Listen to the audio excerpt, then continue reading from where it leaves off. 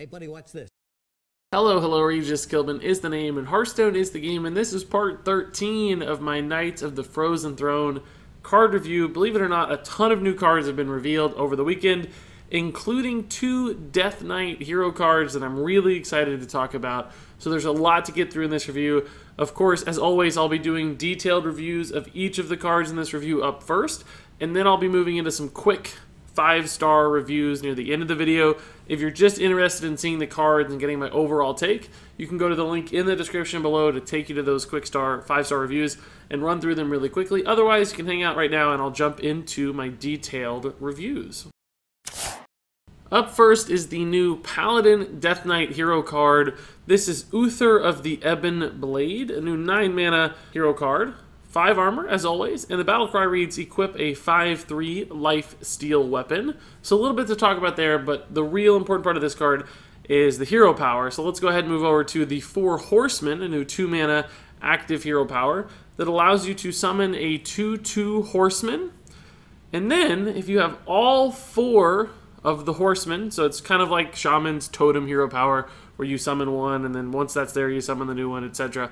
If you have all 4, then you get to destroy the enemy hero. So you just instantly win the game if all 4 Horsemen are summoned. And that's the first time ever we've had a win condition in Hearthstone other than reducing the enemy's health to hero. This is just an instant win condition, which is really, really cool. It's awesome. A new way to win the game. Fun design. Some cool inevitability there. I really like that. So let's talk about how good it is, because a lot of people read that hero power and they start dreaming up combo potentials and all these opportunities to get out the 4 Horsemen and just instantly win the game, and that's a really awesome thing to think about and a really cool idea, and the creativity comes very naturally for that. But unfortunately, I think once you really start to break down the possibilities of getting all 4 Horsemen out, then you realize that's actually a fairly difficult thing to do, particularly in the first 10 to 15 turns of a game. In other words, yes, you can sometimes just get all 4 Horsemen out if your opponent doesn't have answers. Do it naturally, and that will win you the game. But, of course, you have to get to 9 mana before you play Uther in the first place. So the very earliest that could ever happen is after turn 9. So starting at turn 10, and frankly, probably even later than that, because you'd have to be multiple turns to access your hero power multiple turns. So probably more like turn 13, given totally natural circumstances. If you use some kind of crazy combo potentials like Auction Master Beardo, or some of the Inspire type synergy cards available in wild format, then there are some possibilities to develop the 4 Horsemen a little bit sooner. But all of the combos that I've thought up and that I've read about require multiple cards in hand. So 2 or 3 cards, or some sort of cost reductions or coins, just all kinds of interactions that are not easy to pull off, namely around Auction Master Beardo doing it in a single turn.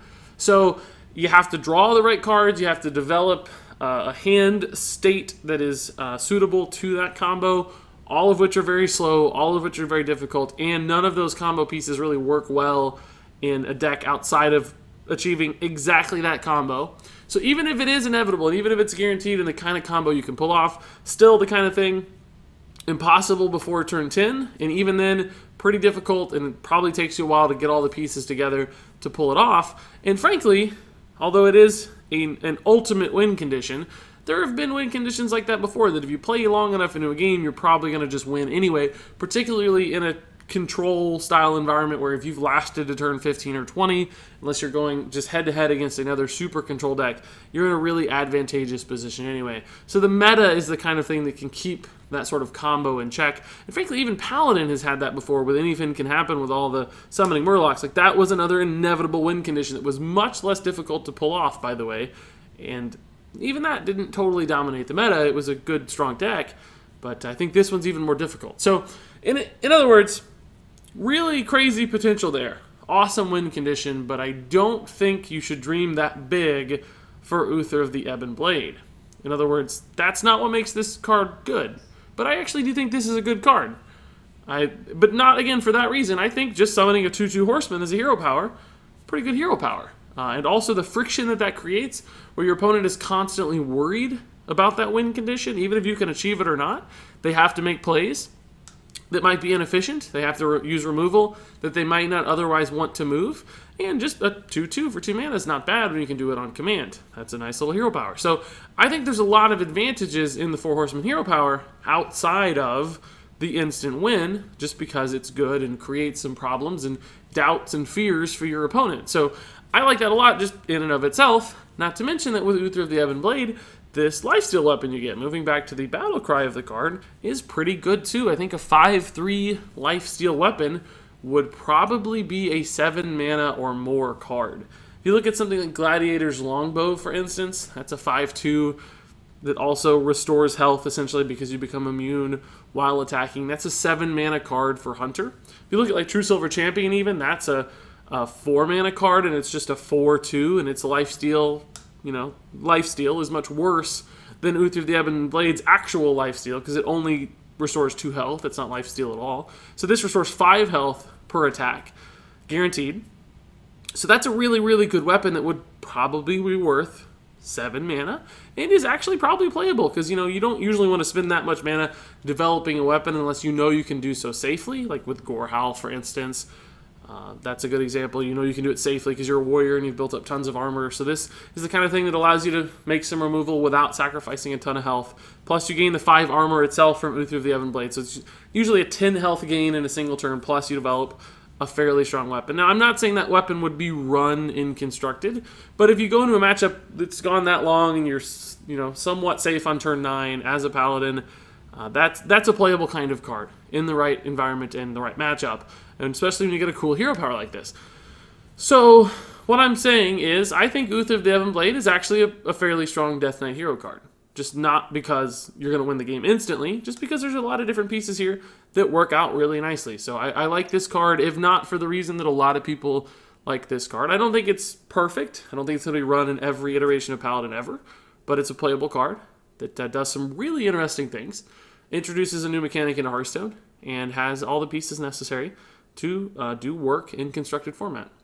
So now let's move on to one other Paladin card before we move on to the next Death Knight that was revealed. This is Blackguard, a new 6 mana minion for Paladin.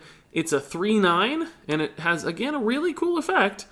Whenever your hero is healed, deal that much damage to a random enemy minion.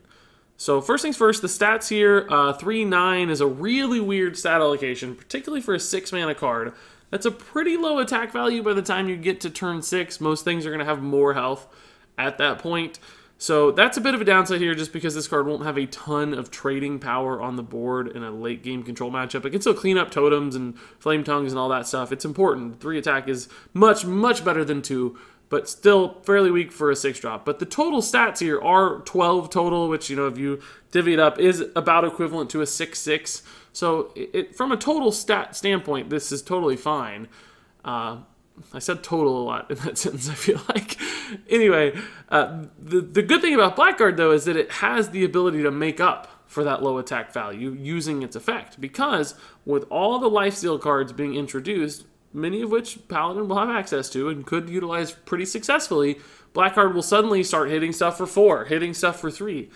And it will do so with full impunity because it's not going to be actually making the trade. It's just going to be firing off those hits. So it's going to be like a super knife juggler, right? Just pinging stuff across the board, allowing you to develop this, you know, solid body itself, but also clearing stuff of your opponents simultaneously, because this is the kind of thing that's very likely to linger around for a turn or two, because it's not going to be easy to move through all 9 of this health, and they won't be particularly incentivized to move through 9 of this health. So if you do stabilize this and you have some heals in hand, you're really going to be able to clean up your opponent's board in some interesting ways. Plus, if you have like a big heal, so if you have like a 5-6 heal somehow, say you've got the lifesteal from the previous card, you can still trade into small stuff with the 3 attack here, and then use your heal to make it more likely or even guarantee that you hit the bigger minions. So the small attack value, once again, kind of mitigated as far as how much of a problem that becomes for this card. So between lifesteal, between things like the lifesteal weapon, between cards just like True Silver Champion, like doing 2 damage to a minion across the board, could set up a trade, could kill a totem, there's a lot of advantages there. I think the real risk with this card is how fast is it, and how, or alternatively actually, how slow is it? It takes a while probably to get enough value off of this. So I don't know it's the kind of card you want to set up defensively, but since it is based around heals in particular, I mean, it might be the kind of card that gives you enough time if you build a deck to support it with a lot of defensive healing. This is the kind of thing that could really swing you the game if you just heal a bunch and use this as your board influence kind of card. So there is some swing potential there. So I have high hopes for this card. I think it's a really fun design, really rewarding design, really clever at that, and might just be good enough to be played at that. So I really hope Blackguard works out. I like this card a lot. So now let's move on to the new Druid Death Knight hero card. This is Malfurion the Pestilent, a new 7-mana card. 5 armor, as always. And its effect allows you to choose one of 2 things. You can either summon 2 poisonous spiders, which are 1/2 spiders without taunt. So a bit like the Stubborn Gastropod, just no taunt. Or you can summon 2 scarabs that do have taunt, and those are 1/5 scarabs like we've seen with some previous cards in the expansion. And in fact, we're going to see with a card like this one up next, which I'll get to in a minute. But similar stuff for Druid this expansion. In fact, Webweave also has the 1/2 poisonous spiders, so clearly there's a theme here with the poisonous spiders and the taunted scarabs. Malfurion doubling down on that theme. So essentially, you get a couple minions when you play Malfurion the Pestilent. You get a little bit of armor, and then you get your new hero power called Plague Lord, a new 2-mana hero power. And it also has a choose one effect, where you can either gain 3 attack, or you can gain 3 armor. So instead of bundling one thing together, or both things together, this splits them apart and gives you the flexibility to choose one or the other. And a lot of people have almost, confusingly to me, reacted fairly poorly to this card, but I actually think it's quite good. I think, first off, it's very neutral. In other words, this is the kind of thing you could drop in almost any Druid deck. It doesn't require you to build around it or have support cards. It just does its own thing. It gives you a hero power that is exactly like the Druid hero power now, but with actually more flexibility and more raw output as far as the total stats are concerned, because you're getting 3 every turn instead of 2, and it's in a very directed way, so you can get 3 attack if you need it, or you can go super defensive if you need it. So that's really powerful to me, the hero power. Increased flexibility, increased output. The card itself at only 7 mana is not too bad, because you're getting 5 armor, which has some nice stabilization potential, of course, like all the Death Knight hero cards, but also a couple bodies on the board. So you're getting something out instantly with Malfurion the Pestilent. And even that is flexible, of course, right? So if you're behind on the board and you really need to stabilize, you can play for Scarabs with Taunt to slow down your opponent, use cards in the future to help swing the board back in your favor. If you're ahead on the board and you're looking to slow down a big-bodied control opponent across me who might be playing, a Medivh or some other really big minion, you can throw out those poisonous spiders and really disrupt their turn, because those are going to cause a lot of disruption. Suddenly they have to either remove the spiders using some sort of spell or inefficient minions, or play things they didn't want to play, or change their line of thinking. So that could occasionally work out really well for you too. Now, ultimately, 2 Scarabs with Taunt. They're 1/5 taunted minions, so a little bit better than Silverback Patriarch. Probably worth 3 mana or so, legitimately. So that's kind of a 6 mana play. It's not a good 6 mana play necessarily, but kind of worth 6 mana. 2 Stubborn Gastropods, although those don't have taunt, so not quite as good as Stubborn Gastropods. Probably a 3.5 to 4 mana value kind of play. So the cost per the result for Malfurion the Pestilent isn't that bad. Maybe just pay a couple extra mana points penalty, essentially, to get access to that good hero power for the rest of the game. But of course, with Druid, it's not that hard to cheat something like this out, so you can really start to snowball that hero power's advantage much, much faster. This is basically a Justicar True Heart kind of card, right, where you just really want that upgraded hero power, because it is really good. That 3 armor is fantastic. Some matchups, that's really good. Other times, you're going to need that +3 attack to just apply a ton of damage and a ton of pressure. And I think, to me, at the end of the day, that flexibility is what makes this card so powerful, because toss it in any deck, maybe not like a fast token Druid, but any other sort of mid-range or control Druid, and it's going to do something you like. It's going to be the thing that gets better and better over time. It's just going to overwhelm your opponent with resources, whether that be health or pressure. So I kind of like Malfurion the Pestilent. It doesn't do anything super exciting or super flashy. It's probably not going to be the defining card in any given list. It's not, it's not what the deck is built around or all about, but it just fits okay. It's fine. It's good. It's a value card that gets good over the course of a long game, and I think that's totally fine for Druid. That fits their play style for a lot of the decks outside of, the hyper fast, hyper aggressive token Druids. So for me, Malfurion the Pestilent's not bad at all. I think it's a solid card. So now let's move on to a card I think is really good. This is the Druid of the Swarm. Same theme here as I mentioned. This is a 2-mana 1/2, and you can choose one of two things. You can become a poisonous 1/2 spider for 2 mana, so sort of the stubborn gastropod kind of card, just no taunt. The taunt could be considered advantageous or actually disadvantaged depending upon your deck and the board state. Sometimes you might want to force a Deathwing to attack into the taunt and kill itself. Other times you might want to hide the small poisonous minion behind a taunt so that you can then trade into something big on your own turn. So that could be considered good or bad. Typically, I think, though, it's a little bit weaker. So this is probably weaker than Stubborn Gastropod on that half of its Choose One effect. But it also has the option to turn into a 1/5 with Taunt, which is just a strictly better Silverback Patriarch for a mana less. So for 2 mana, you get a card that has 1 more health than a classic vanilla card. Now, obviously, Silverback Patriarch's not a good card. Never, ever, ever played and constructed with anyone who's taking the game at all very seriously, right? Or has been around for more than a day or two. So that's not the most fair of comparison. So it's really, you should just look at this card by itself. Is a 1/5 taunt for 2 mana any good? At a raw level, not necessarily, right? Because one attack just doesn't trade that well. The Stonehill Defender is fine as a body, but that's certainly not why you play it. It usually just kind of dies incidentally to random stuff. Druid of the Swarm would be the same way. But I think the place this card gets really, really good and starts to become really scary, in fact, is in a token Druid list. And token Druid's an archetype that has been successful for a long time. It's still around today, very, very powerful, top tier kind of deck. And it already runs Tar Creepers, and I've talked about this in a little bit of in the past in a previous review. Just having that taunt to protect other small minions and slow down your opponents and give you time to develop multiple things and then therefore buff those things behind that Tar Creeper is a very, very powerful asset. And Druid of the Swarm essentially fits right alongside that mold of the Tar Creeper, but it's cheaper, it has more flexibility. They're actually going to be beasts, so Mark of Yashiraj actually gets stronger with Druid of the Swarm as well, which is already a key card in that deck. The one attack doesn't matter nearly as much in a token deck because you're going to be buffing it most of the time anyway, so it can still apply a ton of pressure. Druid of the Swarm to me is a dream token Druid minion. I think it's going to be included in every token Druid list. It's perfect for the list, so it's a very, very strong card if only for that single archetype. It's probably not a good ramp Druid card necessarily. It will be a solid arena card, I think. So really, whether this card gets played a ton or not is just going to depend on whether or not Token Druid survives, if that's still a top tier deck. If it is, this is far and away an amazing card.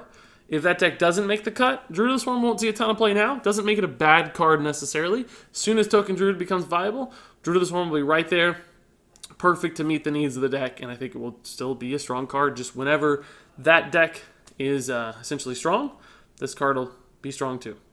So now let's move on to another Druid card that won't be strong. This is Webweave, a new 5-mana spell that summons 2 1/2 poisonous spiders. First off, not very creative. There's been like 4 cards now that do this exact kind of thing with either scarabs or spiders, so fairly repetitive. As I just discussed in the last card, 1/2 spiders probably aren't quite as good as the 2-mana card Stubborn Gastropod. So they're really probably 1.5 mana, arguably 2 mana. If you add 2 of them together, that's about 4 mana's worth of value. Of course, bundling multiple things into a single card is worth a little more. So 5 cost is not totally outrageous for this. It's okay. But at the end of the day, it's summoning 2 spiders that have a total of 2/4 in stats for 5 mana, going to be worth it now. Of course, theoretically, they have infinite attack value because they're poisonous, but they still all die to volcanic potions and little totems and little trades and all kinds of token minions. So I just don't think Webweave has enough power in its punches and in its mana cost to make this an efficient kind of play for any kind of Druid deck. Now, I will say that everybody else thinks this card is going to be terrible. Everybody is saying this card makes no sense. It looks awful. The person who revealed the card, the entire community, and Blizzard actually did come to this card's defense and say they used to have it at 4 mana, and it was just too overpowered at 4 mana so they had to make it 5 mana to make it feel balanced. That sounds absurd to me. I can't actually believe that's true. Of course, they have way more experience playtesting it than I do, so you have to give them the benefit of the doubt there a little bit. But still, 1 mana change is a significant one. This looks just objectively bad to me. I can't understand that. So I'd love to like come to this card's defense and like, you know, go against the tide of the community and say, oh, all the other card reviewers out there are wrong. They missed it on this one. It's going to be an amazing card. That would be really fun. That'd be awesome to try to do that. But I just can't. I cannot think of a reason this card will make sense. I think it's also going to be terrible. I'd love to be proven wrong in the actual game. I wish this will become a super successful card and I can maybe learn something about Hearthstone through that experience, but it just looks awful.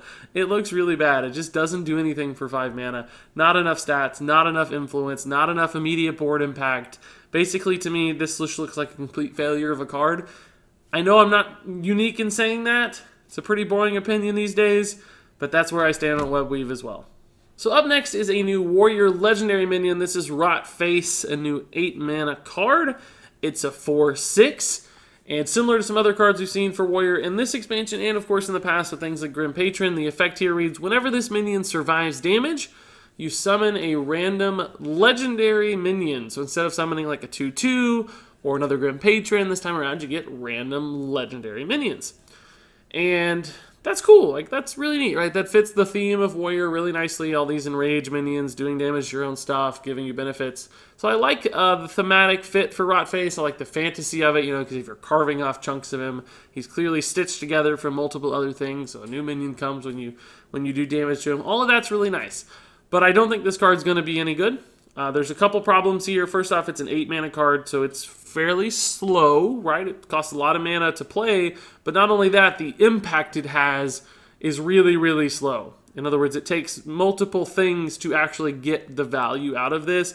You have to do damage to it, your opponent has to do damage to it. Then once those minions are summoned, they also don't necessarily get to attack immediately unless it happens to be exactly Leroy Jenkins or something. So often, the minions you get just sit there for a turn or two, and that's a problem. The stat total here is an issue. 6 health is not enough. It always dies to Fireball, and it does not summon a minion when it does because it has to survive the damage. So really, you know, anything, a lot of stuff does 5 damage, for instance, and if something hits it for 5 and then it gets pinged, it only summons 1 other legendary minion. So you basically paid 8 mana for a random legendary and a 4/6. 4/6 is not nearly impactful enough for 8 mana. The random legendary is also actually a problem. There's a lot of bad random legendaries, right? There's Shifter Xeris, there's, of course, Lorewalker Cho, Nat Pagal, all of those. Millhouse Manastorm wouldn't be good enough as a 4/4. That's not a strong card. You get a total of 8/10 in stats for 8 mana that didn't do anything active. That's terrible. And the real problem with most legendaries is that for most of them, their actual like value or their advantage is often bundled into a battle cry. Yogg Saron, N'Zoth, Alexstrasza.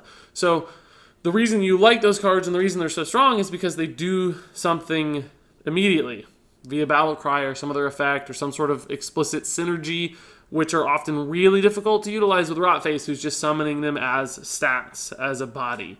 So this card to me really falls short. I'd love for it to be good because I love the tempo warrior archetype with tons of whirlwinds and enrage effects. I think all that's really fun. So I wish this card was better. If it had 8 health, I think it'd be significantly better. If it had 10 health, it'd be maybe halfway playable. But as much as I want to like this card, I just think it's too slow and has much too low of an impact.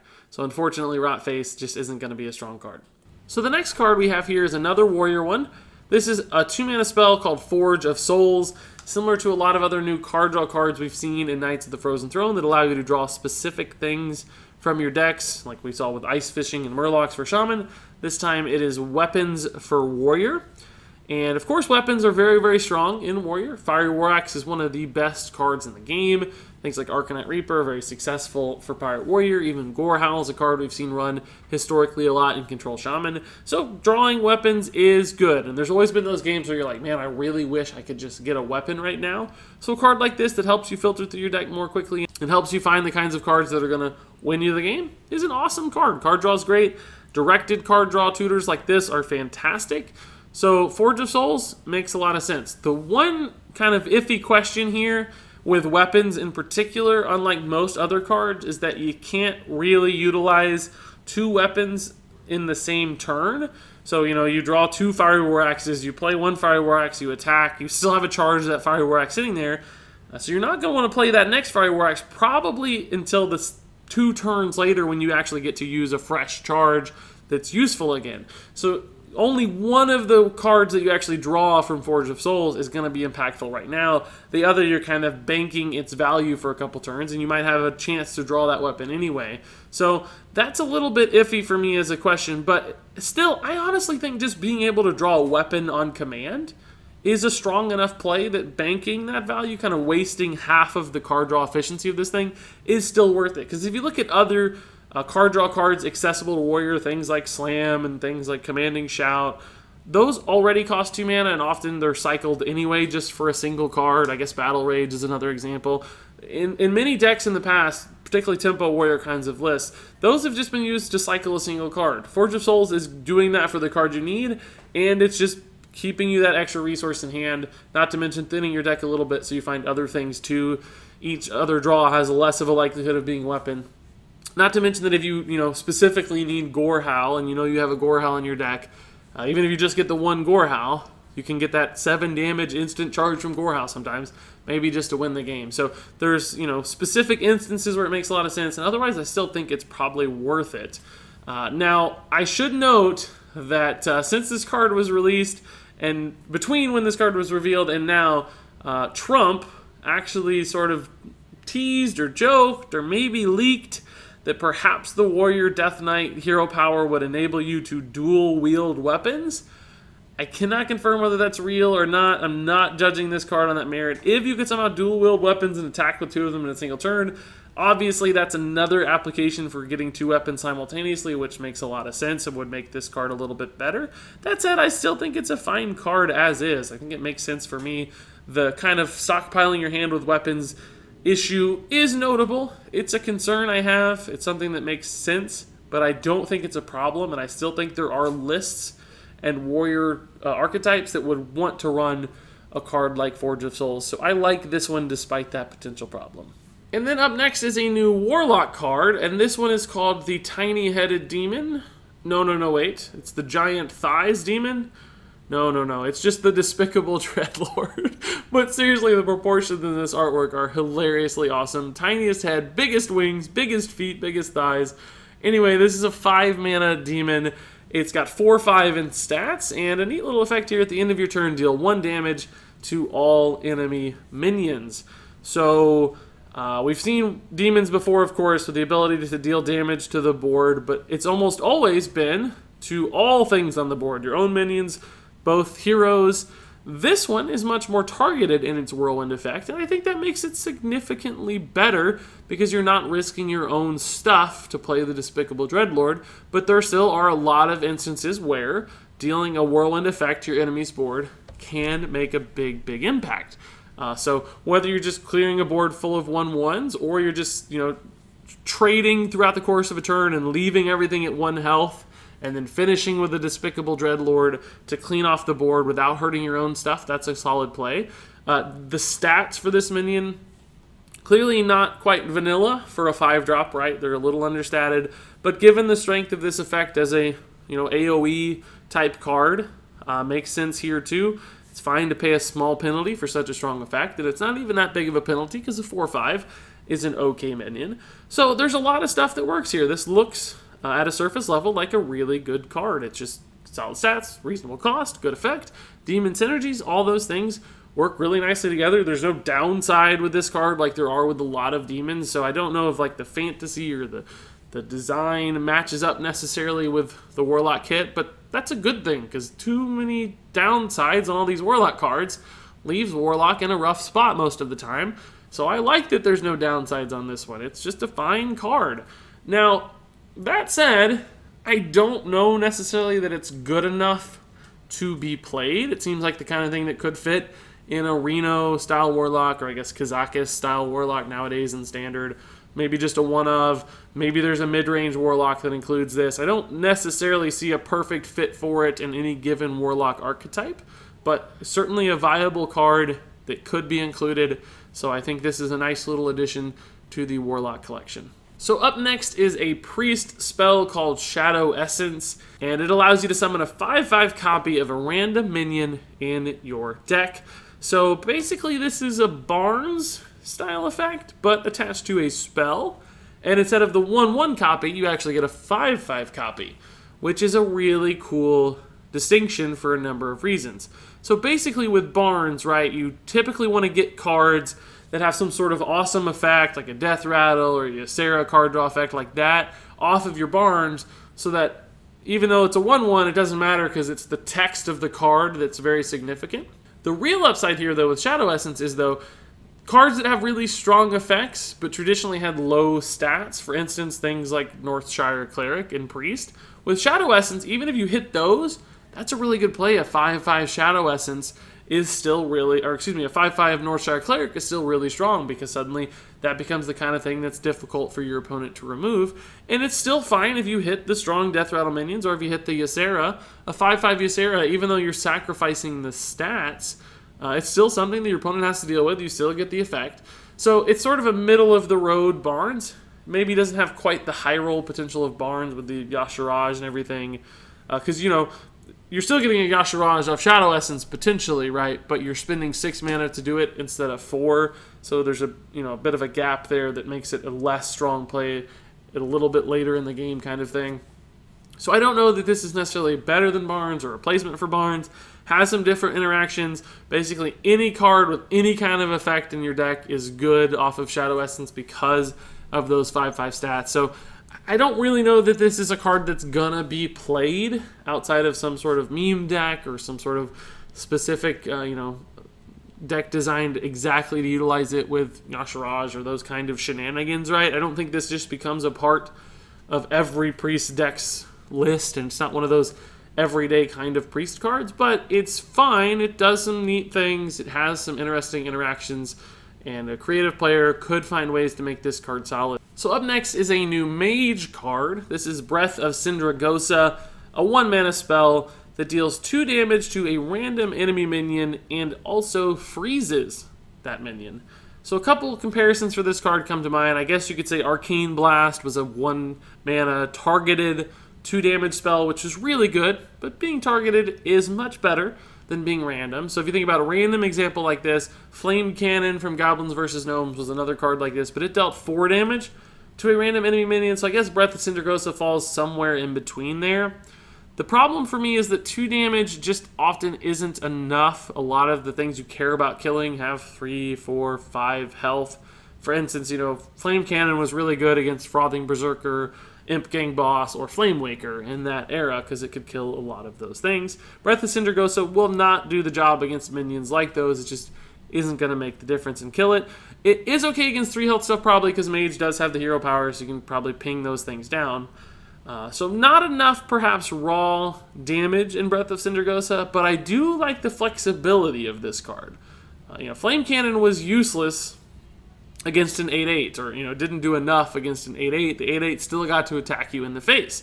With Breath of Sindragosa, even if you don't kill it this turn, you can still stall an 8/8 that makes it out onto the board, right? So there is some essentially potential with this card in both aggressive matchups where you kill a minion early and you just kill the pirate early, or later on, if all they have is that super buffed Frothing Berserker, then maybe you just freeze the Frothing Berserker. Or if you're playing a deck that has Bittertide Hydra, for instance, maybe you just freeze out the Bittertide Hydra and just stall and buy yourself time. And Mage is really good when it can stall and buy itself time and find answers and draw cards and find resources and develop ice blocks and so on and so forth. So I do think there's some potential with this card just because of that freeze effect, so it's a little bit flexible. The question is the randomness the real downside here? Because you just can't control what you're going to hit, and sometimes there's in a lot of matchups, particularly in token environments, there's just so many minions out on the board that you're not going to freeze the thing you want sometimes. Other times you're not going to kill the thing that you want, so there's just as many misses as there are hits with this card. Of course, it's good in tempo style decks because it's a really cheap spell, so you can cheat it out with Sorcerer's Apprentices for free. You can combo with Archmage Antonidas for free fireballs. It would be amazing with Flame Waker and Wild, so I think there's potential for this card. I don't think, though, it's going to do enough on its own, consistently enough, to make the average mage deck list moving forward. It's not that strong. It's probably just kind of the filler card occasionally that makes some sense off Primordial Glyph, and other times is the card you didn't want to see off Primordial Glyph. So I think it's cool that Breath of Sindragosa exists. It's probably fine when you just look at the raw numbers and the efficiency, but it's just not a consistent or reliable enough card to be played that often in constructed format. So to finish this review, I have 3 neutral cards. I'm going to try to move through these a little bit faster, the first of which is the Happy Ghoul. Craziest name in artwork, but hilarious. This is a new 3-mana 3/3, and it costs 0 if your hero was healed this turn. So kind of like a Silverware Golem, right? The Silverware Golem gets played for free if you discard it, but the Happy Ghoul, you can play it for free if you heal yourself. So a lot of ways to play this card. With Lifesteal in particular, your hero is going to be getting healed a lot if you have a Lifesteal deck with Lifesteal cards. So this is something you can play for free. Getting a 3/3 just for free is a huge tempo advantage. You see that with Dread Corsair, a very strong card. Like I said, Silverware Golem, when discard Zulak was good, was a very, very strong kind of play. So this card makes a lot of sense in that regard. The only question I have for it is that in both of those instances, you were playing much more aggressive kinds of decks, discard lock, and the kinds of things that run Dread Corsair often have weapons and they're trying to hit your face a lot and just develop a ton of stats and push you over with minions.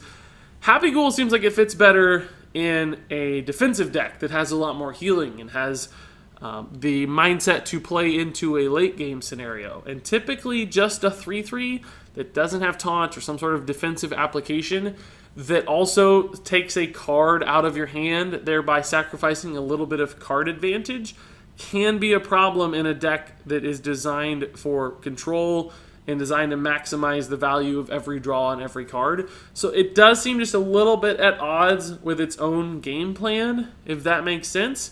So I do see the pure power of a free 3/3, but I do wonder what decks really make sense with this card and which decks want to utilize it.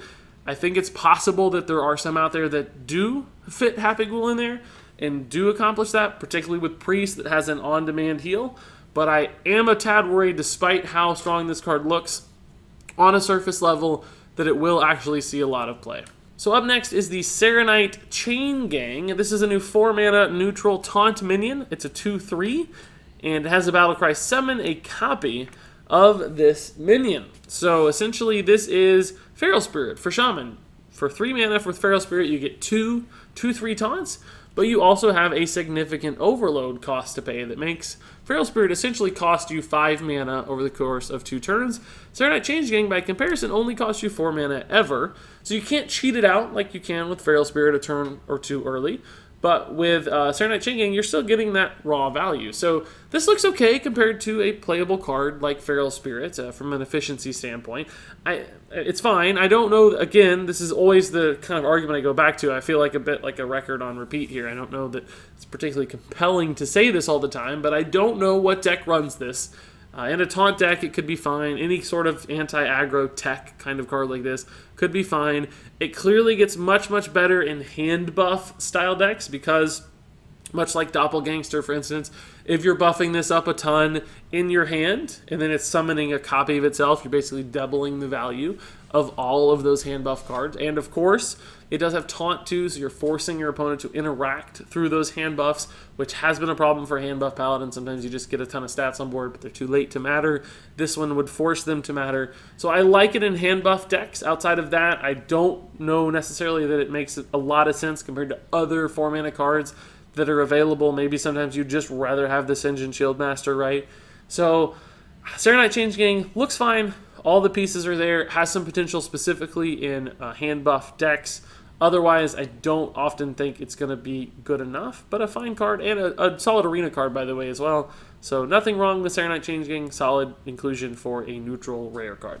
And then finally, we have the Bone Drake, a new 6-mana, 6/5 neutral rare dragon With the Death Rattle, add a random dragon to your hand. So this one's basically all dragons, and actually has a lot of value with that Death Rattle, because dragons are typically quite good. Most dragons are the high-end legendary ones. Even the more mid-rangey dragons still, like for instance Bone Drake into Bone Drake, it's still a pretty strong value play.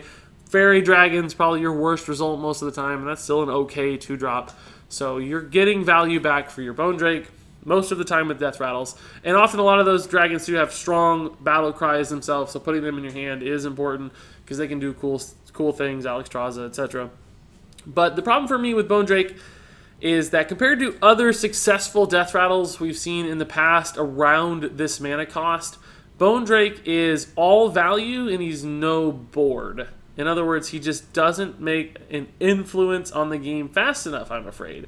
So for instance, Sylvanas, 6 mana Death Rattle, put stats on the board, of course, much like Bone Drake's, but she also was able to cause a lot of friction and steal stuff from your opponent. When you look at Savannah Highmane or Cairn, for instance, those are 2 legendary 6-drop Death Rattles who, when they die, put more stats out on the board. So they're able to apply more pressure, able to make more trades, just have a bigger immediate impact on the game. And those are actually both really slow cards already, and often too slow to be ran. Bone Drake is even slower than Cairn, Bloodhoof, or Savannah Highmane. So that makes me really nervous how slow Bone Drake is. Now, in a Dragon deck or in a Death Rattle deck, clearly he has some additional synergies. In a deck that fuses both together, he has like super synergies, much like Chillmaw did in the past. So maybe there's some world there where he gets a lot of play. But I don't think this is an everyday Death Rattle card. I don't even really think that Dragon Priest would want to run this card. I think they need more impactful sorts of cards, and they already sometimes have problems with card advantage, having too many cards in hand already, and having too much card generation and too much raw value, but not enough ability to play stuff out, that Bone Drake might actually just contribute to a need that they don't actually have.